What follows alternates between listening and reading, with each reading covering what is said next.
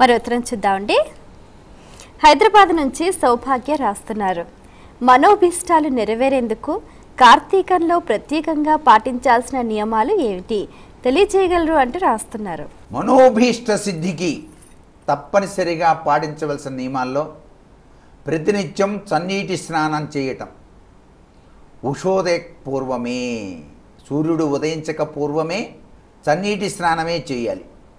వేడి నీటి స్నానం చేయకూడదు. కార్తీక మాసంలో పరాన్న భక్షణ చేయకూడదు. తద్దినం భోజనాలకి వెళ్ళకూడదు. నిత్యం కూడాను శివనామస్మరణ, హరినామస్మరణ చేయాలి. దీపారాధన అనేటువంటిది తప్పనిసరిగా విష్ణాలయంలో కానీ, శివాలయంలో కానీ, గాలి గోపురం వద్ద కానీ, లేక ధ్వజస్తంభం వద్ద కానీ తప్పనిసరిగా ఆచరించాలి. అంతేకాకుండా స్నానం అనంతరం విభూతి ధారణ చేసి చక్కగా పరమేశ్వర ధ్యానం చేసి తనకు తోచిన చందంగా బ్రాహ్మణోత్తములకు దానం చేయాలి. ఆ దానం చేసిన తర్వాత చక్కగా ఉపవాసం ఉండాలి. కనీసం కార్తీక సోమవారాలైనా సరే ఉపవాసం ఉండాలి. కార్తీక పూర్ణమి నాడు తప్పనిసరిగా ఉపవాసం ఉండాలి. నాగపంచమి అని చెప్పేసి కార్తీక మాసంలో వస్తుంది. ఆ రోజున పుట్ట దగ్గరికి వెళ్ళి పుట్ట చుట్టూ ప్రదర్శనం చేసి ఆ స్వామికి పాలు పోసి ఉపవాసం ఉండాలి.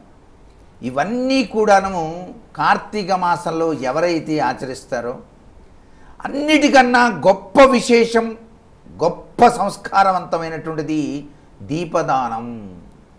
బ్రాహ్మణోత్తముడికి కనుక వెండి ప్రమిదలో బంగారపు ఒత్తి వేసి, ఆవు నెయ్యి వేసి, చక్కగా బియ్యం పైన దీపాన్ని ఉంచి దీపదానాన్ని గనక చేసినట్లయితే అభీష్ట సిద్ధిరస్తో, తప్పనిసరిగా అభీష్టములన్నీ కూడా నెరవేరుతాయి సుమా అని చెప్పేసి మనకు శాస్త్రంలో చెప్పారు. కాలభైరవ ఆరాధన చేస్తారు కార్తీక మాసంలో. దుష్టశక్తులు అనేటువంటివి దగ్గరికి రాకుండా ఉంటాయి కాలభైరవ ఆరాధన చేస్తే.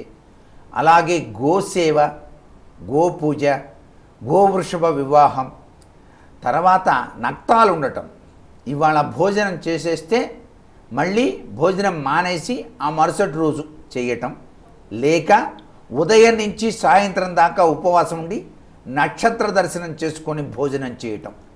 ఇవి ఎవరైతే నిత్యం ఆచరిస్తారో వారికి అభీష్టాలు సిద్ధిస్తాయి. అన్నిటికన్నా మహోన్నతమైనటువంటి అభీష్ట సిద్ధిని ప్రసాదించేవాడు మహేశ్వరుడు. ఆ మహేశ్వరుని యొక్క అనుగ్రహం కోసం ఎవరైనా సరే సహస్రలింగార్చన చేస్తుంటే కనులతో చూస్తేనే చాలు మీ అభీష్టములన్నీ కూడా నెరవేరుతాయి.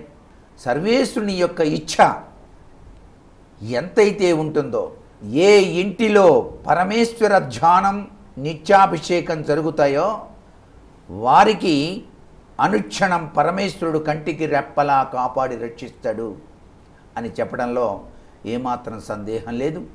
ఈ హరిహరాత్మకమైనటువంటి కార్తీక మాసంలో ప్రతినిత్యం త్రికరణ శుద్ధితో మానవుడు శివార్చన, విష్ణుమూర్తిని ఆరాధన చేయటం, తనకు తోచిన చందంగా దాన ధర్మాలు ఆచరించడం గనక చేసినట్లయితే అభీష్టములన్నీ అవంతటా అవే సిద్ధిస్తాయి.